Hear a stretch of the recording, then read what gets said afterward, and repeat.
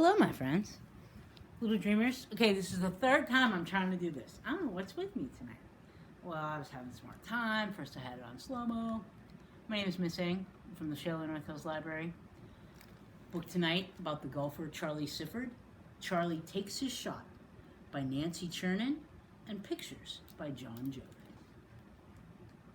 And it begins at night.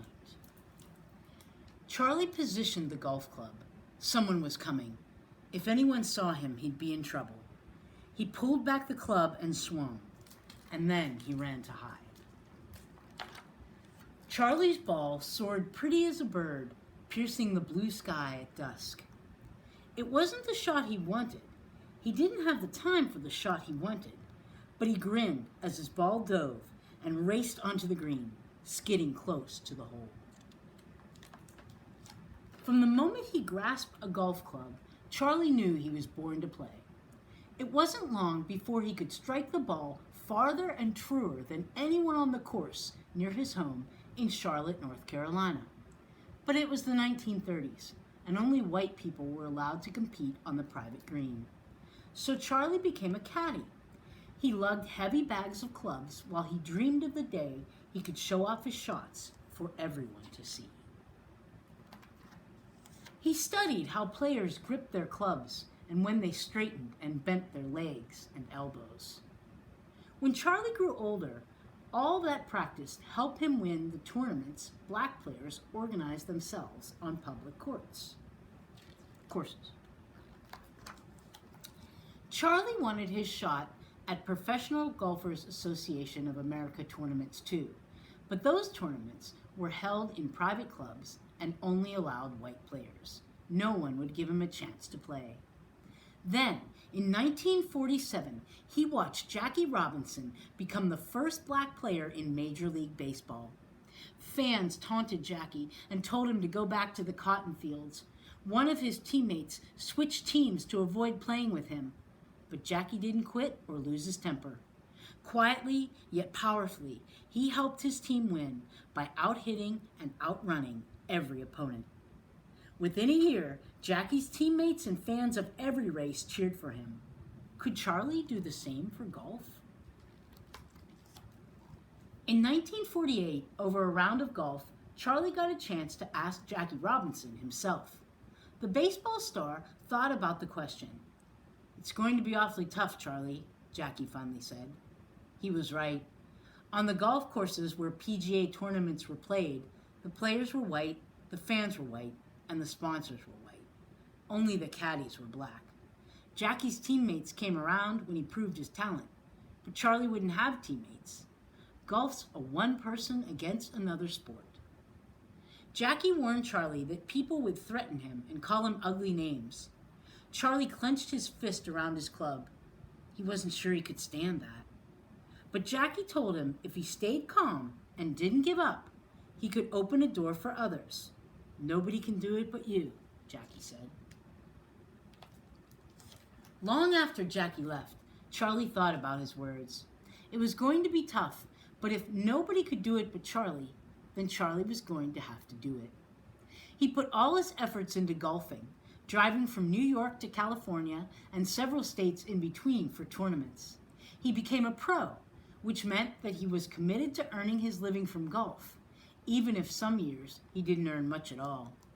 He won the National Negro Open so many times they told him to keep the trophy. In 1957, he won $2,000 in a tournament, enough money to help him buy a house. But no matter how well Charlie played, he couldn't get his chance at the big PGA tournaments. That's because the PGA had a Caucasian-only clause in their constitution, which said their members had to be white. America was slowly tearing down the walls that kept people apart.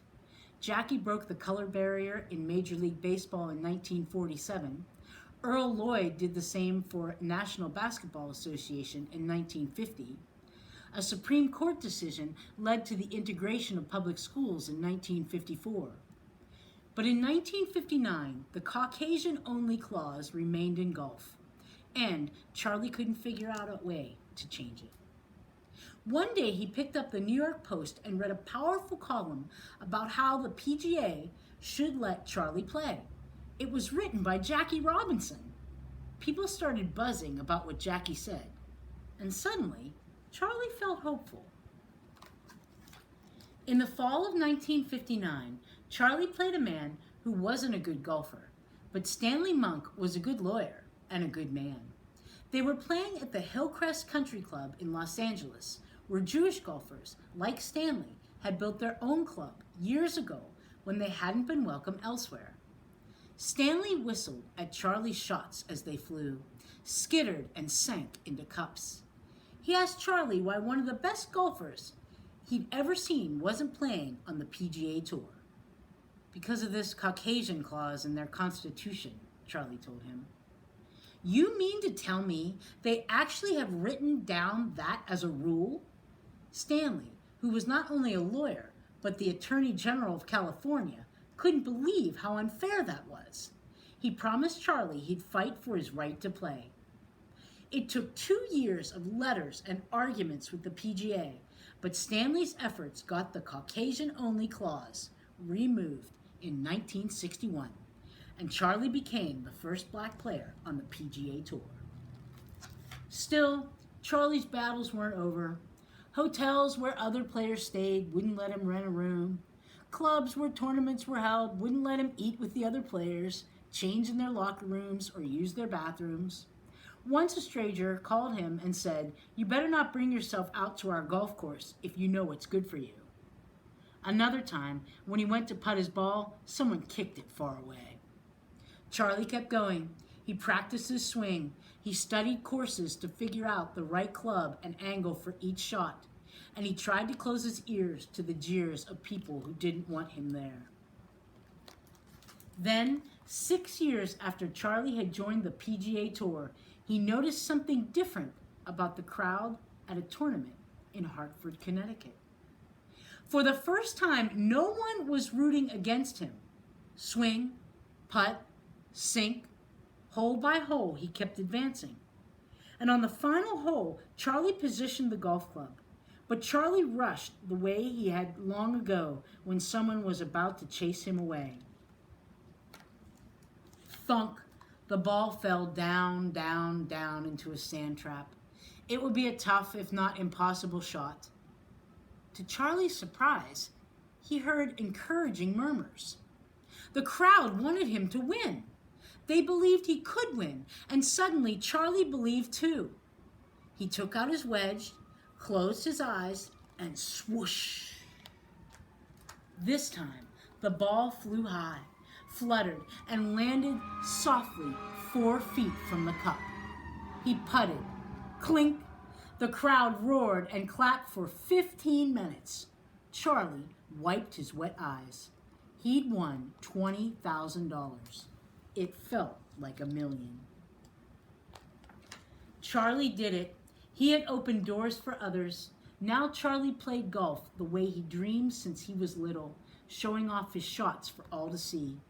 And now it was possible for everyone who loved the game to play and hear cheers from the crowd. And that is the story of Charlie Sifford. I did not know about him before. Like many of the people that we've read about through all of this, that touring guy, didn't know about him, didn't know about that other guy that I couldn't pronounce his name, that, I knew about Jane Goodall, but not, like, much about her, you know? Dude, I'm learning a lot. I hope you're okay with putting up with me. And also, I think my hat's on inside out. Let me see.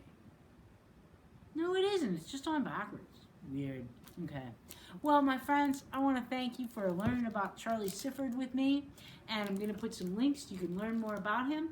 If golf is your game, if singing is your game, if reading is your game, I know those can all be your games. But I know what your best game is, and that is to be you. Be you. And thank you for being you. With your beautiful brains and your loving, kind hearts. And look in the mirror and say, hey, good looking. Because you also are very good looking too. Just the way you are. See you tomorrow. Dance party and Magic 8 Ball.